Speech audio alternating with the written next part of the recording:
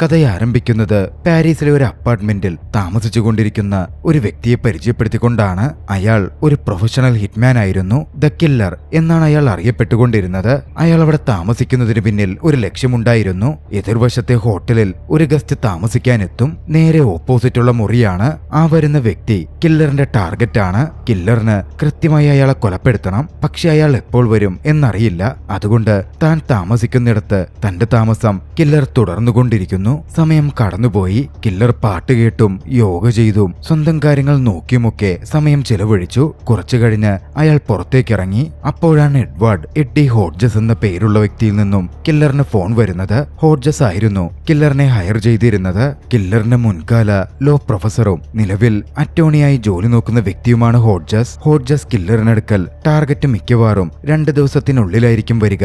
എന്തായാലും അവിടെ വെയിറ്റ് ചെയ്യണം, ദൗത്യം കൃത്യമായി നിറവേറ്റണം എന്ന് പറഞ്ഞു. കില്ലർ ഫ്രസ്ട്രേറ്റഡ് ആയെങ്കിലും കടിച്ചു പിടിച്ചു നിന്നു. ദേഷ്യത്തിൽ ഫോൺ താഴെയിട്ട് ചവിട്ടി പൊട്ടിച്ചു. കില്ലർ തിരികെ തന്റെ റൂമിലേക്ക് എത്തി. തന്റെ ദൗത്യം തുടർന്നു. ജോലിയിൽ മുന്നേറണമെങ്കിൽ, കാര്യങ്ങൾ കൃത്യമായി നടത്തണമെങ്കിൽ ഇമോഷൻ ഒന്നും ഇല്ലാത്തൊരു വ്യക്തിയായി താൻ തുടരണം എന്ന് കില്ലർ ഉറപ്പിച്ചിരുന്നു. ഇതുവരേക്കും ഒട്ടും പിടിക്കപ്പെടാതെ കില്ലർ നിരവധി പേരെ കൊന്നുതള്ളിയിട്ടുണ്ട്. ഒരു ദിവസം കില്ലറിന്റെ മുറിയിലേക്ക് ആരോ ഒരാൾ വരാൻ തുടങ്ങിയതായിരുന്നു. അയാളെ ഷൂട്ട് ചെയ്യാൻ കില്ലർ തയ്യാറെടുത്തെങ്കിലും റൂമിനകത്തേക്ക് കുറച്ച് സാധനങ്ങളിട്ട് അയാൾ കടന്നുപോയി. ടാർഗറ്റിനായി കില്ലർ വെയിറ്റ് ചെയ്തുകൊണ്ടിരുന്നു. രാത്രിയിലും കില്ലറിന് ഉറങ്ങാൻ പറ്റുന്നുണ്ടായിരുന്നില്ല.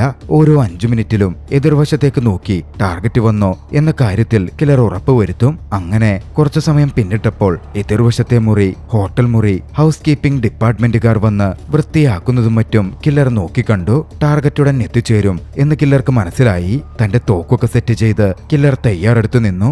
വൈകാതെ ടാർഗറ്റ് വന്നെത്തി. ഏറെ സമ്പന്നനായ ഒരു ബിസിനസ്സുകാരൻ. ലോകമൊട്ടുക്കും അയാൾക്ക് ബിസിനസ്സുകളുണ്ട്. പക്ഷെ അയാൾ ഒറ്റയ്ക്കായിരുന്നില്ല. അയാൾക്കൊപ്പം ഒരു വേശ്യാസ്ത്രീ കൂടി ഉണ്ടായിരുന്നു. ടാർഗറ്റിനെ വകവരുത്താൻ കില്ലർ ലക്ഷ്യം പിടിച്ചു. കാഞ്ചി വലിച്ചു. പക്ഷെ കാഞ്ചി വലിക്കുമ്പോൾ കൈയൊന്ന് വിറച്ചിരുന്നു.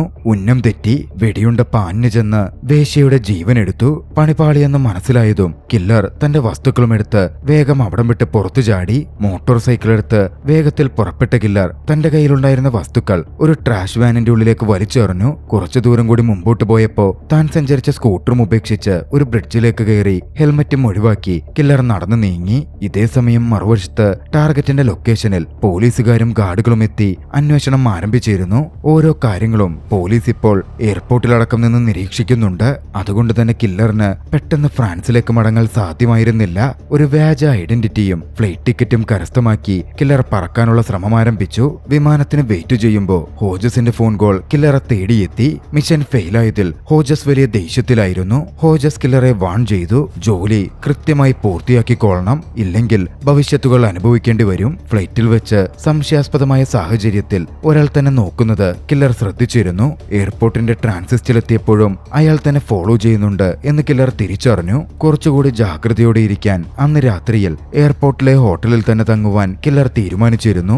എങ്ങാനും അയാൾ ആക്രമിച്ചാൽ എതിരിടാൻ എളുപ്പം അവിടെ വെച്ചിട്ടാകും കില്ലർ കണക്കുകൂട്ടി. പക്ഷേ അന്ന് കില്ലറിന് മേൽ ഒരാക്രമണവും സംഭവിച്ചില്ല.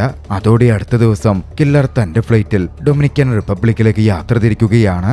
അവിടെ ആയിരുന്നു കില്ലറിന്റെ ഹൈഡ് ഔട്ട് ഉണ്ടായിരുന്നത്. ഡൊമിനിക്കൻ റിപ്പബ്ലിക് എയർപോർട്ടിൽ ലാൻഡ് ചെയ്തതും കില്ലർ അവിടെ നിന്നും തന്റെ വണ്ടിയെടുത്ത് തന്റെ പ്രിയപ്പെട്ട ഗേൾഫ്രണ്ട് മഗ്ദലയുടെ ഇടത്തേക്ക് പുറപ്പെട്ടു. അതൊരു നീണ്ട യാത്ര തന്നെയായിരുന്നു. ഒടുവിൽ മഗ്ദലയുടെ വീട്ടിലേക്ക് കില്ലർ എത്തിച്ചേരുകയാണ്. ഗേറ്റ് കടന്ന് കടക്കുമ്പോഴേ പതിവില്ലാത്ത ചില കാര്യങ്ങൾ കില്ലർ നോട്ടീസ് ചെയ്തിരുന്നു. താഴെ പതിവില്ലാത്ത ബൂട്ടിന്റെ കാൽപ്പാടുകൾ, സിഗരറ്റ് കുറ്റികൾ. അത് കണ്ടതും ജാഗ്രതയോടെ തന്റെ തോക്കുമെടുത്ത് കില്ലർ പുറത്തിറങ്ങി. ഏറ്റവും മോശമായ കാര്യങ്ങൾ പ്രതീക്ഷിച്ചു തന്നെ വീടിനകത്തേക്ക് കില്ലർ കയറി ചെന്നു. വീടിനകം മുഴുവൻ ആകെ അലങ്കോലമായി കിടക്കുകയായിരുന്നു. ചിലയിടങ്ങളിൽ രക്തക്കറകൾ പടർന്നിരിക്കുന്നതും കില്ലർ നോക്കിക്കണ്ടു. മഗ്ദലയെയും അവിടെ കാണാനില്ല. മഗ്ദലയുടെ കാര്യത്തിൽ ഭയപ്പെട്ട് അടുത്തുള്ള ആശുപത്രിയിൽ കില്ലർ തിരച്ചിലിനായി ചെന്നു. അവിടെത്തിയതും കില്ലറിന്റെ ഊഹം തെറ്റിയിരുന്നില്ല. വളരെയധികം ക്രൂരമായി ആക്രമിക്കപ്പെട്ട് മഗ്ദല അവിടെ ICUവിൽ ഉണ്ടായിരുന്നു. അവിടെ എന്താണ് നടന്നത് എന്ന് അവിടെ ഉണ്ടായിരുന്ന മഗ്ദലയുടെ സഹോദരൻ മാർക്കസിനോട് കില്ലർ ചോദിച്ചറിയാൻ ശ്രമിച്ചു. ഒക്കെ കണ്ടിരുന്ന മാർക്കസ് പറഞ്ഞു, കരുത്തുള്ള കുറച്ചു മുടന്തുള്ള ഒരു വ്യക്തിയും മറ്റൊരു ലേഡിയും അങ്ങോട്ടേക്ക് വന്നിരുന്നു. ടാക്സിയിലാണ് അവർ വന്നത്. അവർ മഗ്ദലയെ അറ്റാക്ക് ചെയ്തു. എന്തൊക്കെയോ ചോദിച്ചറിയാൻ ശ്രമിച്ചു. ഒക്കെ കേട്ടതും ദേഷ്യം കൊണ്ട് കില്ലർ വിറയ്ക്കുന്നുണ്ടായിരുന്നു. ഇതുപോലൊന്ന് ഇനി ഒരിക്കലും മഗ്ദലയ്ക്ക് സംഭവിക്കില്ല എന്ന് മാർക്കസിനോട് പറഞ്ഞ് കുറ്റബോധത്തിലും ദേഷ്യത്താലും വിറച്ച് കില്ലർ അവിടെ നിന്ന് പോന്നു. പോന്നു. വൈകാതെ മഗ്ദലക്ക് ബോധം തെളിഞ്ഞിരുന്നു. കില്ലർ മഗ്ദലയുമായി സംസാരിച്ചു. പേടിക്കണ്ടെന്നും തന്നെ എത്ര ഉപദ്രവിച്ചിട്ടും കില്ലറെ പറ്റി ഒരു വിവരവും താൻ പറഞ്ഞിട്ടില്ല എന്നും മഗ്ദല കില്ലറിനോട് പറഞ്ഞു. തന്റെ പ്രിയപ്പെട്ട മഗ്ദലയ്ക്കെതിരെ ആരാണത് പ്രവർത്തിച്ചതെങ്കിലും അതിനൊരു പ്രതികാരം ചെയ്യണം എന്ന് കില്ലർ ഉറപ്പിച്ചിരുന്നു. ആ വെറിയോടെ തന്നെ കില്ലർ വീട്ടിലേക്ക് പോയി. വീടിന്റെ ബാക്ക് യാർഡിൽ ഒളിപ്പിച്ചിരുന്ന കുറെ ആയുധങ്ങൾ പുറത്തെടുത്തു. പിന്നാലെ തന്റെ ഗേൾഫ്രണ്ടിനെ ആക്രമിച്ചവരെ അങ്ങോട്ടേക്ക് എത്തിച്ച ടാക്സി കമ്പനി ഏതാണ് എന്ന് കില്ലർ അന്വേഷിക്കാൻ ആരംഭിച്ചു. വൈകാതെ ആ ടാക്സി കമ്പനി കില്ലർ മനസ്സിലാക്കി. അങ്ങോട്ടേക്ക് കടന്നു ചെന്ന് അതിന്റെ ഓണറെ ഭീഷണിപ്പെടുത്തി കൂടുതൽ വിവരങ്ങൾ കില്ലർ ചോദിച്ചറിഞ്ഞു. ലിയോ റോഡ്രിഗസ് എന്നൊരു ഡ്രൈവറായിരുന്നു അന്നവരെ അവിടെ ഡ്രോപ്പ് ചെയ്തത് എന്ന വിവരം ഓണറിൽ നിന്നും കില്ലറിന് കിട്ടുന്നുണ്ട്.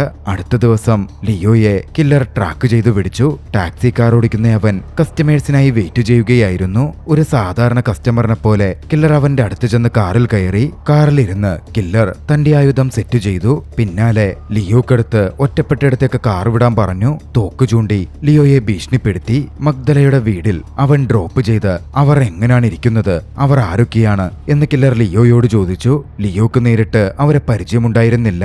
എന്നാലും തനിക്കറിയാവുന്ന വിവരങ്ങൾ ലിയോ ഭയപ്പെട്ട് കില്ലറോട് പറഞ്ഞു. തന്നെ പറ്റിയുള്ള വിവരങ്ങൾ രഹസ്യമായി ഇരിക്കാനും ആരും പുറകെ അന്വേഷിച്ചു വരാതിരിക്കാനും വേണ്ടി ലിയോയെ കൊന്നിട്ടായിരുന്നു കില്ലർ പുറത്തേക്കിറങ്ങിയത്. കില്ലർ അവിടെ നിന്ന് ന്യൂ ഓർലാൻഡ്സിലേക്ക് പറന്നു. മുമ്പത്തെ മിഷൻ തന്നെ ഏൽപ്പിച്ച് ഹോഡ്ജസിനെ എതിരിടാൻ വേണ്ടിയായിരുന്നു അത്. പക്ഷെ അതത്ര എളുപ്പമല്ല. ഹോഡ്ജസിന്റെ ഓഫീസിൽ ഒരുപാട് സുരക്ഷാ ക്രമീകരണങ്ങളുണ്ട്.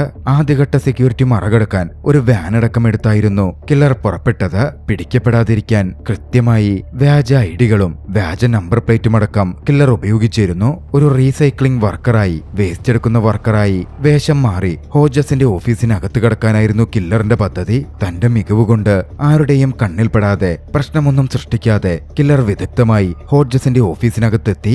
നേരെ ഹോഡ്ജസിന്റെ സെക്രട്ടറിയുടെ അടുത്തേക്ക് കടന്നു ചെന്ന കില്ലർ തോക്ക് ചൂണ്ടി അവരെ ബന്ദിയാക്കി. ഡൊളോറസ് എന്നായിരുന്നു അവരുടെ പേര്. അവരോട് തന്നെ ഹോഡ്ജസിന്റെ മുറിയിലേക്ക് കൊണ്ടുപോവാൻ കില്ലർ ആവശ്യപ്പെട്ടു. തോക്കിൻ മുനയിൽ ഭയന്ന് അവർ കില്ലറെ ഹോഡ്ജസിന്റെ മുറിയിലേക്ക് കൊണ്ടുപോയി. ഡൊളോറസിനെ അവിടെ എത്തിയതും അവിടുത്തെ ബാത്റൂമിൽ കില്ലർ പൂട്ടിയിട്ടു. അതിനു മുമ്പ് അവരെ കൊണ്ട് തന്നെ ഹോഡ്ജസിനെ കസേരയിൽ ബന്ദിയാക്കാനും കില്ലർ മറന്നിരുന്നില്ല.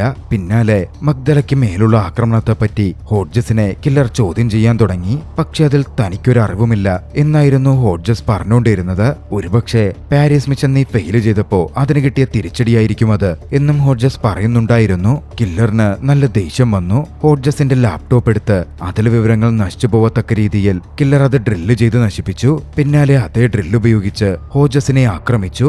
ആരാണ് മഗ്ദലയെ ആക്രമിച്ചത് എന്ന് നിങ്ങൾക്കറിയാം, അത് പറയാൻ പറഞ്ഞ് ഹോഡ്ജസിനെ കില്ലർ വിരട്ടാൻ തുടങ്ങി. പക്ഷേ കില്ലർ വിചാരിച്ചതിലും മുമ്പേ കില്ലറുടെ ആക്രമണത്തിൽ പരിക്കേറ്റ ഹോഡ്ജസ് രക്തം വാർന്നു മരിച്ചിരുന്നു. ഹോഡ്ജസിൽ നിന്നും ഇനി വിവരങ്ങളൊന്നും അറിയാൻ പറ്റില്ലെന്ന് അറിഞ്ഞതും കില്ലർ നേരെ ഡൊളോറസിനെതിരെ തിരിഞ്ഞു.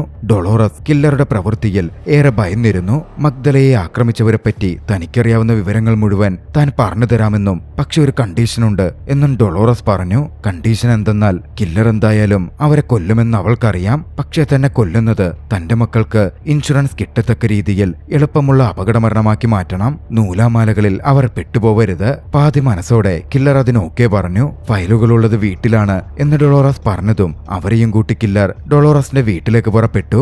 അവിടുത്തെ തന്റെ കമ്പ്യൂട്ടറിൽ നിന്ന് മഗ്ദലയെ ആക്രമിച്ച ആളുകളുടെ വിവരങ്ങൾ ഡൊളോറസ് എടുത്തുകൊടുക്കുകയാണ്. കൂട്ടത്തിൽ കില്ലറെ പാരീസ് ദൗത്യം ഏൽപ്പിച്ച് മഗ്ദലയെ ആക്രമിക്കാൻ പറഞ്ഞ ക്ലയന്റിന്റെ പേരും എഴുതിയിരുന്നതും ഡൊളോറസ് പറഞ്ഞു കൊടുക്കുന്നുണ്ട്. ഡൊളോറസിൽ നിന്ന് വിവരങ്ങൾ കിട്ടിയതും ഡൊളോറസിനെ വകവരുത്താൻ കില്ലർ തീരുമാനിച്ചിരുന്നു. സ്റ്റെയർ ഭാഗത്തേക്ക് നടന്നെത്തിയ ഡൊളോറസിനെ കഴുത്തു തിരിച്ച് സ്റ്റെയറിൽ നിന്ന് താഴേക്ക് വീണ തരത്തിൽ ഒരു അപകടമരണം പോലെ കില്ലർ വരുത്തി തീർത്തു. ഒരിക്കലും അതൊരു കൊലപാതകമാണ് എന്ന് പറയാൻ പോലും പറ്റാത്ത വിധം അത്രമേൽ പെർഫെക്റ്റ് ആയിട്ടായിരുന്നു കില്ലർ അത് പ്രവർത്തിച്ചത്.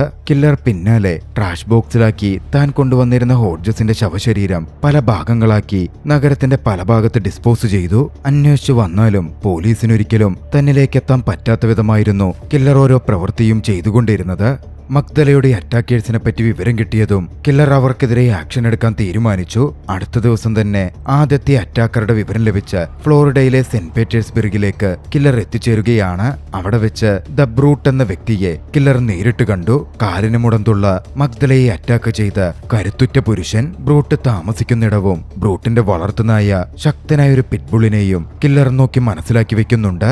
നായ തന്റെ ദൗത്യത്തിൽ തടസ്സമാകും എന്ന് മനസ്സിലാക്കിയ കില്ലർ സൂപ്പർ മാർക്കറ്റിൽ പോയി കുറച്ച് ഡോഗ് ബിസ്ക്കറ്റ്സ് വാങ്ങി കൂട്ടത്തിൽ കുറച്ച് ഉറക്ക ഗുളികകളും കൃത്യമായി വേണ്ട രീതിയിൽ അതും ബിസ്ക്കറ്റും കില്ലർ മിക്സ് ചെയ്തു. അന്ന് മുഴുവൻ ബ്രൂട്ടിന്റെ പുറകെ കില്ലർ ഉണ്ടായിരുന്നു. ബ്രൂട്ടും കൂട്ടുകാരും ബാറിൽ പോയി അവിടെ നിന്ന് രണ്ടു വഴിക്കായി പിരിയുമ്പോ കില്ലർ ബ്രൂട്ട് വന്ന വഴിയെ ബ്രൂട്ടിന്റെ വീട്ടിലേക്ക് വന്നു. ബ്രൂട്ട് വീട്ടിലെത്തി എന്നുറപ്പായതും അങ്ങോട്ടേക്ക് കടന്നെത്തിയ കില്ലർ ആദ്യം നായയ്ക്ക് താൻ കൊണ്ടുവന്ന ഉറക്ക ഗുളിക കലർത്തിയ ബിസ്ക്കറ്റ് ഇട്ടുകൊടുത്തു. നായ ഉറങ്ങിയതും കില്ലർ അകത്തേക്ക് കടന്നു. പക്ഷെ വിചാരിച്ച പോലായിരുന്നില്ല കാര്യങ്ങൾ നടന്നിരുന്നത്. തന്റെ പുറകെ ഒരാളുള്ള കാര്യം ബ്രൂട്ട് മനസ്സിലാക്കിയിരുന്നു. അതുകൊണ്ട് തന്നെ അകത്തേക്ക് കടന്നു ചെന്ന കില്ലറിനെ ബ്രൂട്ട് ആക്രമിക്കുകയാണ്. അവർ തമ്മിൽ ഒരു ഫൈറ്റ് തന്നെ അരങ്ങേറി. തന്റെ മികച്ച സ്കില്ലുകൾ കൊണ്ട് ബ്രൂട്ടിനെ കീഴ്പ്പെടുത്താൻ കഴിഞ്ഞ കില്ലർ വൈകാതെ അയാളെ വകവരുത്തി കളഞ്ഞു. വെടിയൊച്ച കേട്ടതും പിറ്റ്ബുൾ ഉണർന്നിരുന്നു. കില്ലറെ ആക്രമിക്കാൻ നായ പാഞ്ഞു വന്നെങ്കിലും കില്ലർ അതിൽ നിന്ന് രക്ഷപ്പെട്ട് പുറത്തു ചാടി. ഒടുവിൽ ഒരു സ്ഫോടക വസ്തുവിട്ട് ബ്രൂട്ടിന്റെ വീടടക്കം കില്ലർ കത്തിച്ചു കളയുകയാണ്. അടുത്തതായി കില്ലർ പുറപ്പെട്ടത് മഗ്ദലയെ ആക്രമിച്ച രണ്ടാമത്തെ വ്യക്തിയുടെ അടുത്തേക്കായിരുന്നു. ന്യൂയോർക്കിൽ താമസിക്കുന്ന ഒരു സ്ത്രീ, ദ എക്സ്പെർട്ട് എന്നായിരുന്നു അവർ അറിയപ്പെട്ടിരുന്നത്. തനിക്ക് കിട്ടിയിരുന്ന വിവരങ്ങൾ അനുസരിച്ച് പരിശോധനകൾ നടത്തിയ കില്ലർ ഒടുവിൽ എക്സ്പെർട്ടിനടുത്തേക്ക് എത്തിച്ചേർന്നു. അവർ വീട്ടിൽ നിന്ന് പുറത്തു വരാൻ കില്ലർ വെളിയിൽ കാത്തുനിന്നു. ഒടുവിൽ ഒരു ദിവസം സന്ധ്യയോടെ അവർ വെളിയിലിറങ്ങി. അവർ നേരെ പോയത് ഒരു റെസ്റ്റോറന്റിലേക്കായിരുന്നു. കില്ലറും അവരുടെ പിന്നാലെ ചെന്നു. അവരുടെ ടേബിളിലിരുന്നു. കില്ലറെ കണ്ടതും കില്ലർ തന്നെ വകവരുത്താനാണ് വന്നിരിക്കുന്നത് എന്ന് എക്സ്പെർട്ട് മനസ്സിലാക്കിയിരുന്നു. തന്റെ അവസാനത്തെ അത്താഴം എന്ന രീതിയിൽ കില്ലറിനെ തന്റെ ഒപ്പം കഴിക്കാനായി അവർ ക്ഷണിച്ചു. പക്ഷെ അതിൽ വിഷമുണ്ടാവാം എന്ന് ചിന്തിച്ച കില്ലർ അത് നിരസിക്കുകയായിരുന്നു ചെയ്തത്. തോക്കിൻ മുനയിൽ അവരോട് റെസ്റ്റോറന്റ് വിട്ടിറങ്ങാൻ കില്ലർ ആവശ്യപ്പെട്ടു. അവർ റെസ്റ്റോറന്റ് വിട്ടിറങ്ങിയപ്പോ കില്ലർ പുറകെ ചെന്നു. ഒടുവിൽ ഒരു പാർക്കിന്റെ ഭാഗത്തെത്തി. അവിടെ വെച്ച് തന്ത്രപൂർവ്വം കില്ലറെ കൊടുക്കാൻ ആ സ്ത്രീ ഒരു ശ്രമം നടത്തിയെങ്കിലും കില്ലർ അതിൽ കുടുങ്ങിയില്ല. അവരെ വെടിവെച്ച് കൊന്നുകളഞ്ഞു. മഗ്ദലയെ ആക്രമിച്ചവരെ കില്ലർ വകവരുത്തി കഴിഞ്ഞിരുന്നു. ഇനി കൊട്ടേഷൻ കൊടുത്ത വ്യക്തി, അതായത് പാരീസ് കോൺട്രാക്ട് അടക്കം കില്ലറിന് കൊടുത്തിരുന്ന വ്യക്തി, അയാളെ തിരഞ്ഞ് കില്ലർ ചിക്കാഗോയിലേക്ക് എത്തുകയാണ്. ബില്യണറായ ക്ലേ എന്ന വ്യക്തിയായിരുന്നു അത്. ഹോഡ്ജസിനൊപ്പം ചേർന്ന് പാരീസിലെ മിഷൻ പരാജയപ്പെട്ടതിൽ തനിക്കുള്ള ശിക്ഷയായിട്ടാവാം അവർ മഗ്ദലയ്ക്ക് മേൽ ആക്രമണം നടത്തിയത് എന്ന് കില്ലർ ഊഹിച്ചിരുന്നു. ക്ലേയുടെ ലക്ഷറി അപ്പാർട്ട്മെന്റിലേക്ക് കടന്നു കയറാൻ കില്ലർ ശ്രമിച്ചെങ്കിലും അത് വലിയ തോതിൽ ലോക്കായിരുന്നു. അതോടെ അത് ബ്രേക്ക് ചെയ്യാനുള്ള വസ്തുക്കൾ കില്ലർ ഓൺലൈനിൽ ഓർഡർ ചെയ്തു. ബിൽഡിങ്ങിനകത്തേക്ക് പ്രശ്നമില്ലാതെ കടന്നു കയറാൻ അവിടെയുള്ള ജിമ്മിൽ ഒരു മെമ്പർഷിപ്പ് എടുക്കാനും കില്ലർ തയ്യാറായി. വൈകാതെ തനിക്ക് വേണ്ട ആയുധങ്ങളും വാങ്ങി കില്ലർ തന്റെ തയ്യാറെടുപ്പുകൾ പൂർത്തീകരിച്ചു. വൈകാതെ കില്ലറിന് കീ വന്നു ചേർന്നിരുന്നു. വ്യാജ താക്കോൽ ഉപയോഗിച്ച് കില്ലർ നേരെ ലക്ഷറി അപ്പാർട്ട്മെന്റ് ലക്ഷ്യമാക്കി ചെന്നു. അവിടുള്ള ഒരു ഉദ്യോഗസ്ഥന്റെ കീ കാർഡ് മോഷ്ടിച്ച് അതിലെ കോഡുകൾ കൃത്യമായി തന്റെ കീയിലേക്ക് പകർത്തി അതുപയോഗിച്ച് ലക്ഷറി അപ്പാർട്ട്മെന്റിന്റെ അകത്തേക്ക് കില്ലർ കടന്നു കയറി. അവിടെ എത്തിയതും അവിടുണ്ടായ ക്ലേയെ കില്ലർ എതിരിടുകയാണ്. തന്റെ ഐഡന്റിറ്റി അടക്കം പറഞ്ഞ് എന്തിനാണ് അത്തരത്തിൽ പ്രവർത്തിച്ചത് എന്ന തരത്തിൽ കില്ലർ ക്ലേയോട് ചോദിക്കുന്നുണ്ട്. ആദ്യം ക്ലേ ഒരുപാട് കൺഫ്യൂസ്ഡ് ആയി കാണപ്പെട്ടിരുന്നു. വൈകാതെയാണ് കില്ലർ തനിക്ക് വേണ്ടി ഹോഡ്ജസ് ഹയർ ചെയ്ത വ്യക്തിയാണ് എന്ന് ക്ലേ മനസ്സിലാക്കുന്നത്. ക്ലേ ഭയപ്പെടുന്നുണ്ടായിരുന്നു. ക്ലേ പറഞ്ഞു, പാരീസിലെ തോറ്റ മിഷന് ശേഷം $150,000 കൂടി ഹോഡ്ജസ് എന്റെ കയ്യിൽ നിന്ന് വാങ്ങി. ഒന്നും പുറത്തു വരാതിരിക്കാൻ വേരടക്കം ഇല്ലാതാക്കണം. അതിനുവേണ്ടിയാണെന്നായിരുന്നു അയാൾ പറഞ്ഞത്. എനിക്കെന്ന് അതൊന്നും മനസ്സിലായിരുന്നില്ല. നിങ്ങളുടെ ഗേൾഫ്രണ്ട് ആക്രമിക്കപ്പെട്ടതിലൊന്നും എനിക്കൊരു പങ്കുമില്ല. ഞാനാരോടും അത്തരത്തിൽ ആവശ്യപ്പെട്ടിട്ടുമില്ല. കില്ലറിനും കാര്യങ്ങൾ വ്യക്തമായി. ക്ലേക്ക് അതിൽ പങ്കൊന്നുമില്ല. ഹോഡ്ജസ് തന്നെ എല്ലാം പ്ലാൻ ചെയ്ത് നടപ്പിൽ വരുത്തിയതാണ്. ക്ലേയുടെ അടുത്തു നിന്നും തെളിവുകളൊന്നും ക്ലേയിലേക്ക് എത്താതിരിക്കാൻ തന്നെയും മഗ്ദലയെയും അടക്കം വകവരുത്താൻ ഹോഡ്ജസ് പദ്ധതിയിട്ടിരുന്നു എന്ന് കില്ലർ തിരിച്ചറിഞ്ഞു. അതോടെ ക്ലേയെ വെറുതെ വിടാൻ കില്ലർ തീരുമാനിച്ചു. പക്ഷെ പോകുന്നതിനു മുമ്പ് കില്ലർ പറഞ്ഞു, ഏതെങ്കിലും ഒരു അവസരത്തിൽ ക്ലേ ഇനി തനിക്കെതിരെ വന്നാൽ വളരെ ക്രൂരമായ മരണമായിരിക്കും നിങ്ങൾക്ക് ഞാൻ നൽകുക. കില്ലർ അവിടെ നിന്നും തിരികെ തന്റെ ഗേൾഫ്രണ്ട് മഗ്ദലയുടെ അടുത്തേക്ക് എത്തുകയാണ്. പരിക്കുകളൊക്കെ ഭേദപ്പെട്ട് മഗ്ദല വീട്ടിലേക്ക് എത്തിയിരുന്നു. മഗ്ദലയ്ക്കൊപ്പം സന്തോഷത്തോടെ സമയം ചിലവഴിക്കുന്ന കില്ലറിന്റെ ദൃശ്യങ്ങളോടെ ചലച്ചിത്രം അവസാനിക്കുന്നു. ഈ ആക്ഷൻ ചലച്ചിത്രം നിങ്ങൾക്കിഷ്ടമായെങ്കിൽ വീഡിയോ ലൈക്ക് ചെയ്യുക. അഭിപ്രായങ്ങളും നിർദ്ദേശങ്ങളും കമന്റുകളിൽ രേഖപ്പെടുത്തുക. കഴിയുമെങ്കിൽ ചാനൽ സബ്സ്ക്രൈബ് ചെയ്തും കൂട്ടുകാർക്ക് ഷെയർ ചെയ്തു കൊടുത്തും ഞങ്ങളെ സപ്പോർട്ട് ചെയ്യുക. അടുത്ത എപ്പിസോഡിൽ മറ്റൊരു മികച്ച ചലച്ചിത്രവുമായി നമുക്ക് കണ്ടുമുട്ടാം. അതുവരെ ബൈ.